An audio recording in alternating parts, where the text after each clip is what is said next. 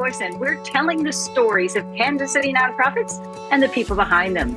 Casey Cares is the intersection of the nonprofit and profit communities, making Kansas City a better place to live, work, and play.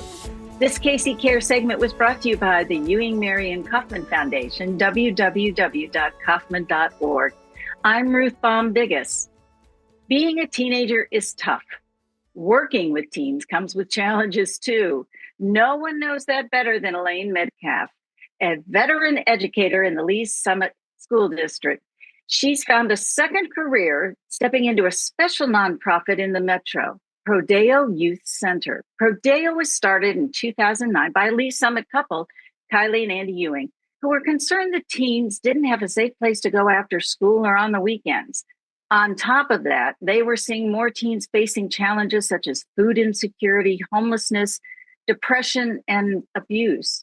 Well, fast forward, Prodeo is the only nonprofit in Eastern Jackson County offering free supervised after-school and summer programs.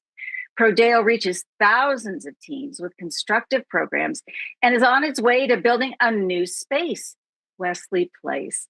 Well, Elaine joins us today to talk about Prodeo and everything under that umbrella. Elaine, welcome to Casey Cares. Thank you, Ruth. It's a pleasure to be on the show with you today. Well, I want to share with everybody how we met so everybody understands how the nonprofit community is big, but yet oh so small. So this past summer, Dr. Osili from the Lilly School of Philanthropy came in to unwrap the Giving USA report for us. And there was a little smaller, I guess, discussion presentation group. And Elaine and I met. And when I heard about the work of Prodeo, I said, oh, you have to come on Casey Cares. There's too many great things there for people to learn about and know about. But let's start a little back for you, lifelong educator.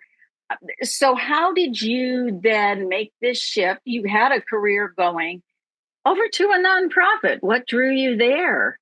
I know, right? I'm like, as being a longtime educator, though, my heart always just was drawn to those students I had in my class that I say just, they didn't have two nickels to rub together. They just were eager to learn, but faced challenges themselves because of either circumstances beyond their control. Maybe they were in foster care, maybe living under a single parent household with some challenges on that.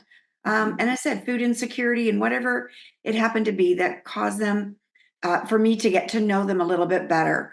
So I've always kind of gravitated to those kinds of students, the ones that might fall through the cracks if it wasn't for a little extra love and support that educators around the country do every day, right? They always seek those kids out in order to support them. So when I was approached by a few board members in my last year of in the school district, a few Prodeo board members came up to me and said, "What's your next chapter look like?" And I'm like, "I don't know, not really sure." And they began to tell me about Prodeo, and I knew just very little about it, but I quickly came up to speed to find out what it was about. Knew that they were looking for a leader, and I thought maybe my skill sets might transfer from leading schools and programs in public education to running a nonprofit. So here you are 6 years later, right? Yes. I think it's always interesting to talk to nonprofit leaders about when you came, there were certain expectations and things. And now that you're that veteran, any tips for someone who, is making that journey since you've survived what I think is the wave? I did. Coming in. Yes. Oh my goodness. That's a great question, Ruth, because, when I came on the board, the board president at the time was Hope Davis. And she's like, "Elaine, I'm going to give you a list of names." And I tell you, I just took copious notes as she's telling me people I needed to meet with. And many of them were executive directors of nonprofits. So that was kind of my first step, is let me learn from people who are veteran in the nonprofit world. So I truly credit what I've learned from others who are doing amazing things here in Kansas City, probably people and have maybe had on your show, but they took the time to just talk with me for an hour or so. And that really helped me feel inspired to continue on. I've always had a really active and supportive board of directors too. And so that's real key too. Anybody in the nonprofit world, you need a working board, not just a rubber stamp board. And so all of those things really have made me want to learn more about running a nonprofit. Obviously, the real challenge has been for me, and again, just being quite frank, is in the public sector in school districts, right?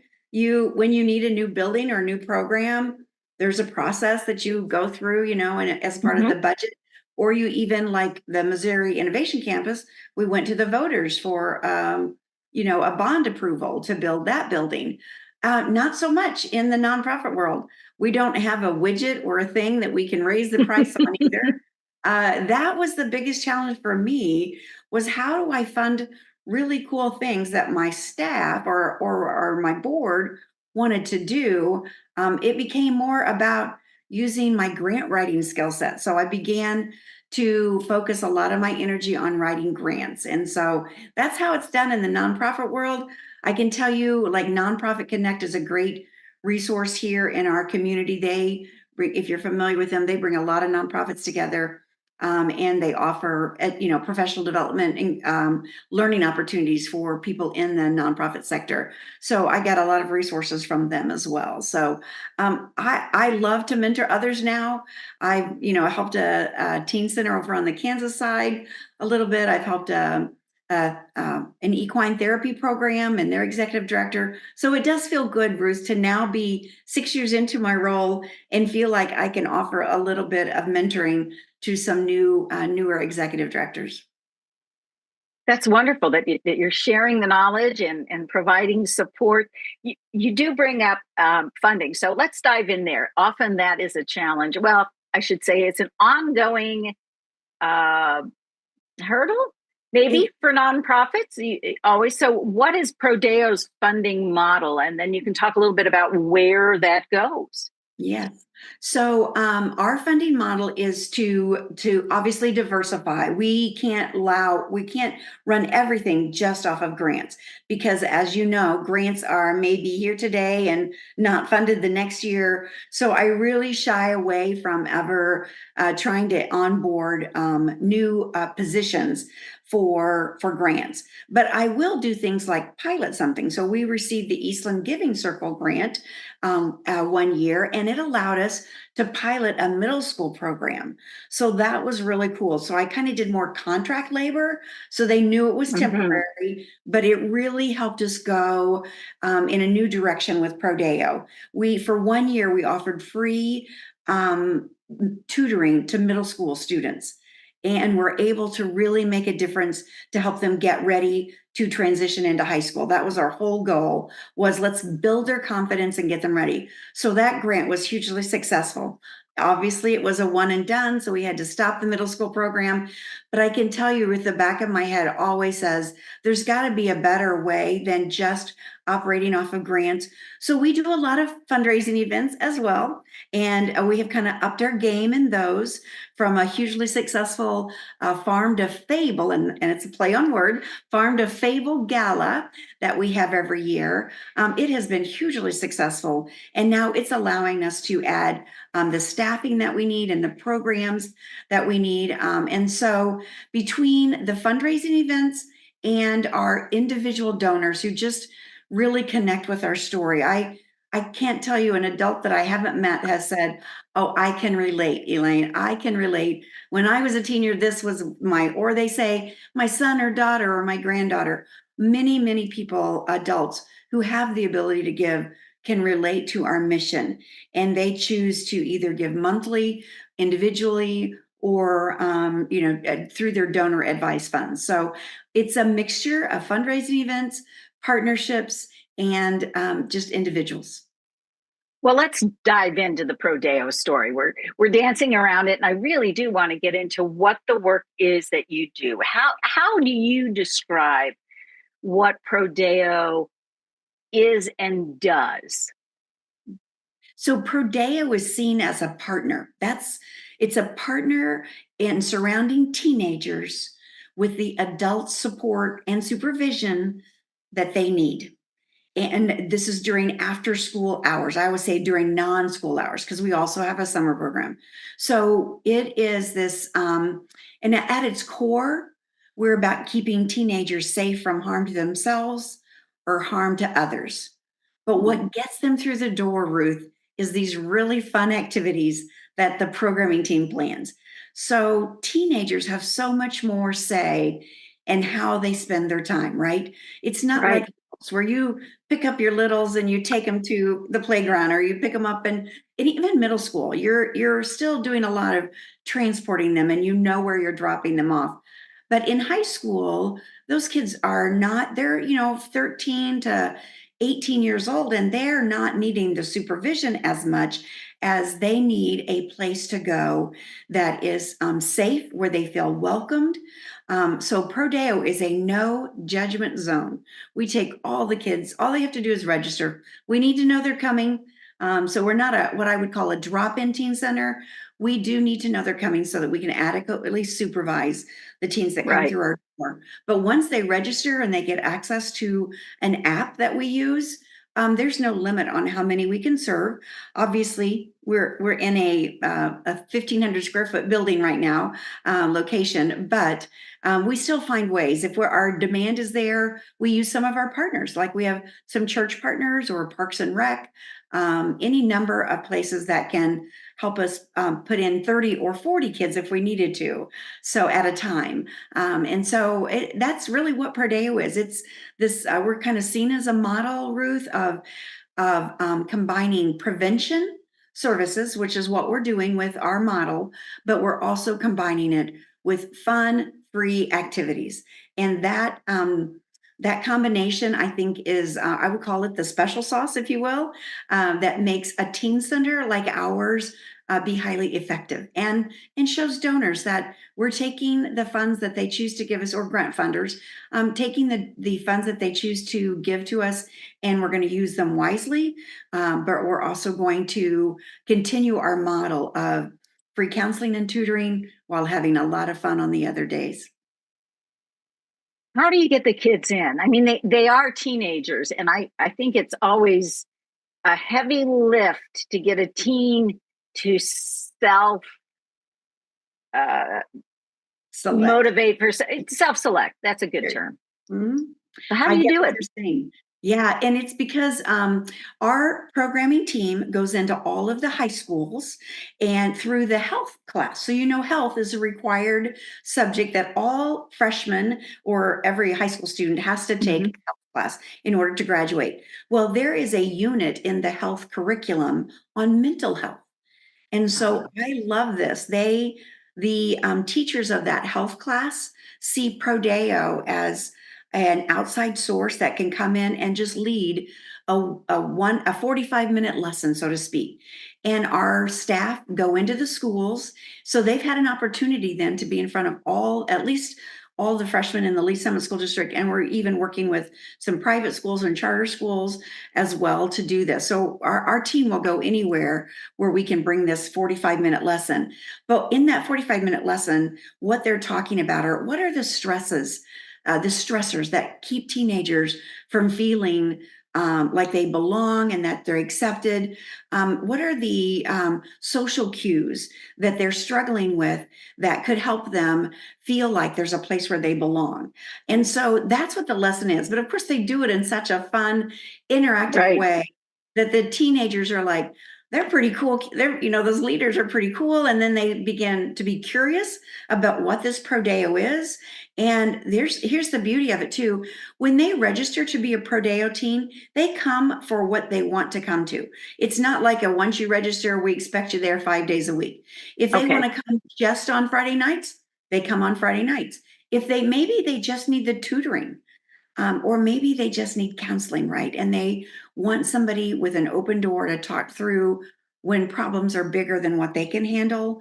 They would like access to a trained counselor. And so that's what we can provide at Perdeo.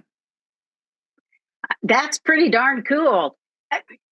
So these kids they'll self-select, they'll Yes. register, and then how long is the program after school? So it starts around 3 o'clock and ends at 5, and that's 4 Okay. days a week. We do pick up at the school. So we have three 15-passenger vans. And so if there's transportation is the issue, which it is for the majority of our students, they know that that white 15-passenger van will be right out front of their school and pick them up. And then at 5 o'clock, if a parent or guardian is not able to take them home, we take them home. So I have drivers, volunteer drivers and staff who make routes, and we kind of divide the city up. So anybody that's living within the Lee Summit School District boundaries can also access our ride home. And that's what Monday through Thursday looks like, 3 to 5. On Friday nights, Ruth, we call those our fun Friday nights.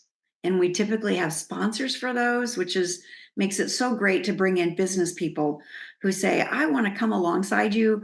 So here's a donation of $500 and that covers a fun Friday night. They can provide the meal, or we have other volunteers who will provide the meal. So food's important to a teenager. You can Of relate. course. Oh yes, food. So food gets them through the door. Let me just be really upfront and honest. The fact that we feed them every time they're there, that they love that too. So Friday nights is about a hot meal, typically a hot meal at 5 o'clock. And then depending on who the sponsor is for the evening, what we might have planned. But it could be taking them out to go roller skating.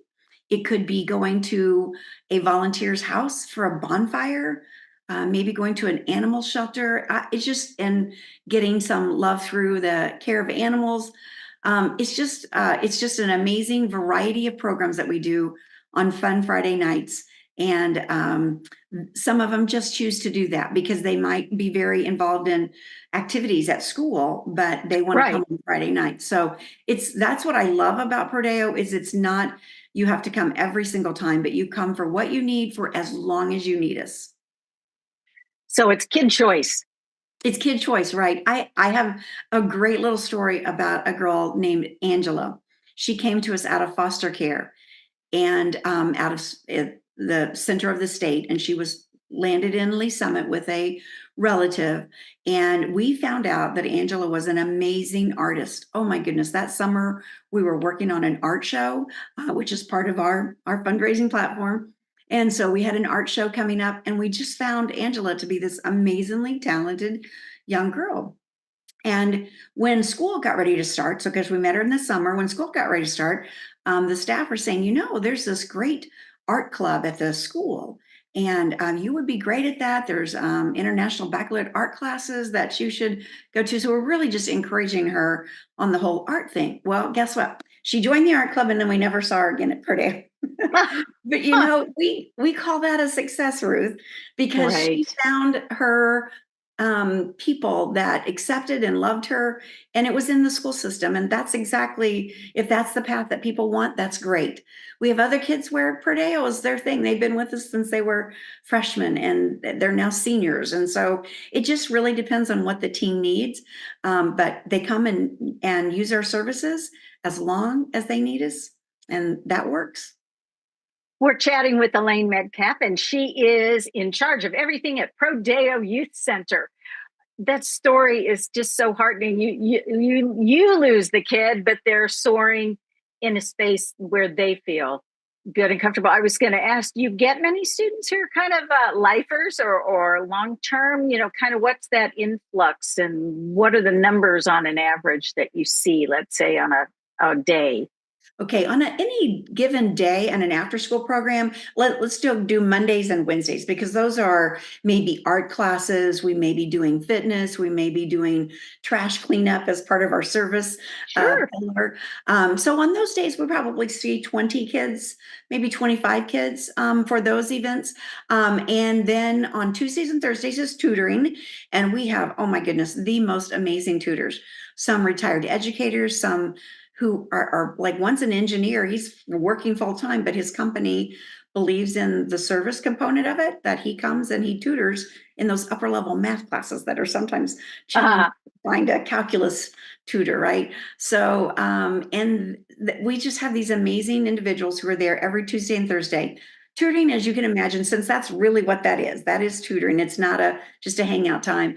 We Right. probably see 10 to 15 kids on those days. Now, Friday nights, we can see, 30 kids, 35 kids. On a good, fun Friday night, it depends on what the activity is, but that's probably our biggest night is on Friday nights. There's one thing I in prepping for the show that I noticed. So you're dealing with some teens too who have some mental health, mental wellness challenges. How have you been able to, you're educators, but not necessarily mental health specialists. So how do you deal with that aspect of it in the service you provide? Yes, that is a perfect question to say. We would be nothing if did not have our affiliation with Rediscover Behavioral Health. So Rediscover is the community-based mental health organization that services our area and some of our surrounding areas. So even into South Kansas City and Raytown, and we get students from anywhere they can get to us. We're going to serve them. But when our staff who are not trained counselors, but they can kind of triage and see when a teen is dealing with something where they need to be escalated, so to speak. We can then reach out to our contact at Rediscover, and they quickly can send over either the mobile crisis team if it's at that kind of a level, or maybe just send a trained counselor who's good, for example, very trained in putting in a safety plan for a teen who might have thoughts of self-harm or something like that. Mm-hmm. So we definitely leave that to the trained professionals. But I think our teens, because our staff are there every single day, the relationship is with our staff. But then once Right. they share with us something that might be happening to them, then we can say, now I need to report this, or, we are a mandatory reporting agency. So some things, the teens, we have to just tell them right up front. Other times, though, Ruth, we can do it in such a loving and kind way that the teen doesn't feel like it's clinical, so to speak, as much as it Mm-hmm. is a resource for them to get the help. And we feel like that's what's making a difference. That's why we call ourselves a prevention and early intervention program. I just know stories from teens that we have basically saved their lives because of the triage and because of the surrounding of health services for them. They have seen hope for their future, and that's what drives me to keep doing this work. Just being quite honest with you, it is those stories of a teen that was helped, and it changed their whole trajectory of outlook on life. And that's really the best outcome we could ever have at a teen center. Oh, absolutely. How do parents play into this, though? I mean, you are dealing with minors. Let's say something comes up. So, how do you navigate that? Yes, that's we have to have a registration system. So that's what I mentioned early Right. on is that it's not a drop-in center. So in the registration system, the parent does sign Okay. a consent form that we can talk with them, that we can transport them in our van, because if they come to Perdeo, then we're going to go maybe stock the food pantries at Coldwater or something like that. We load them in the vans and transport them over there. So we need permission to do all of those things, photographs, all those things. So that is part of our onboarding process, is to meet the parent. So we have a staff member who makes a phone call to the parent or guardian. And now there's a few stories, and I will tell you that, where the parent wasn't supportive, right? This teen Yeah. felt they were on their own. So we navigate that very, very differently. But sometimes they're an 18-year-old still in high school, and they are maybe homeless or couch surfing, right? And they could really use some guidance and some resources. So we're not going to turn them away just because there's not parental support, but we would not transport or do any of those other things, get them in to see, a counselor or whatever, without talking with somebody. So there's also an emergency contact on the form. So we try to be really cautious and intuitive, I guess, to where the teen is when they come to Prodeo. Some come to us with family support, some do not. Some we're kind of their family, right? They see us Sure. as the navigating. So I always say we're in the either the absence of or alongside the parental figure, we're there. You're in Lee Summit. We have just a few minutes left. I would love for you to just talk about dreams of going outside that area, or perhaps birthing an offshoot somewhere else. That's right. Thank you for asking that question. So Prodeo is right now is significantly ready to grow our acute prevention program. And we can do that because we are now an affiliate of Rediscover, and Rediscover has more service area than just Lee Mhm. Summit. So I know their leadership team has said, we would love to see these teen center models like Prodeo pop up in other communities. So in Raytown or in South Kansas City, Independence, wherever the community would like to have a safe program for teens to go after school, we are here to help them. We don't want to run them. That's not our goal, not to run them. We just want to share our model with them, share our best practices, and help a community that would love to start a prevention program that is in a teen center model. We'd love to come alongside them. So with our new building, we also have a new building that we're planning to build in the next couple of years. So we're in a capital campaign right now to build exactly the kind of building that teens would gravitate towards going to. We already have the program. We just need more space. And so in the new building, we'll be able to serve middle school and high school. And we really believe that's the model. Right now, we're just doing high school because of a space limitation. But when we get the opportunity to move into a new building, we hope that we are serving middle school and high school. And then that's the model, Ruth, that I think in 10 years down the road, you will see those models popping up in our Kansas City area. Well, you also mentioned volunteers. So how important are they? And if you need them, how can they connect with you? Yes, right on our website, prodeoucenter.org, there's a support button. And that Mhm. support comes obviously in monetary, but there's also a nice, beautiful yellow volunteer button right there. And it's so easy to find. It's where you want to start if you want to support us as a volunteer, as a driver, as extra hands, as an activity leader. Anybody who's, I would say, you got to not be afraid of teenagers, because teenagers can be scary for some people. For me, they're not. And for many people, they are not. But some people are like, you got to just love these kids. Even if they have their hoodie on their head or whatever, they still need our love and our connection. So if anybody out there has a heart for helping teenagers, we would love to see your application come through for, as I said, a driver and that driver role. I just got to tell you, that's a 1 hour out of somebody's week, but they're going to pick up the teens at a school and bringing them back to them. But they get to know those kids every single week. And it's just a joy for our drivers who do that and have done that job for several years now, that they love it. They feel like they're making a difference even in that 15 or 20-minute ride from a school. Well, it's always amazing a conversation you can have with the teen in the car if Yes. they're willing to talk. And my bet is they're more willing to talk when it's not their parent Yes. versus their parent. Yes. So you all are doing remarkable work. We look forward to seeing you move forward. Wesley Place will be the new facility. So lots of good luck with that. I look forward to seeing you expand to middle schoolers, because we all know that they could use that love and support as well of a caring adult that, is not necessarily the parent or the guardian. So, Elaine, congratulations with everything Prodeo is doing. And we thank you for, sharing your time with us to unwrap all things Prodeo. Thank you for having me on the show. Thank you for joining us for Casey Cares, Kansas City's nonprofit voice. And we're produced by Charitable Communications, which is also a nonprofit. This Casey Cares segment was brought to you by the Ewing Marion Kaufman Foundation, www.kaufman.org. If you'd like to be a guest on Casey Cares or Underwriting Opportunities, please visit caseycaresonline.org.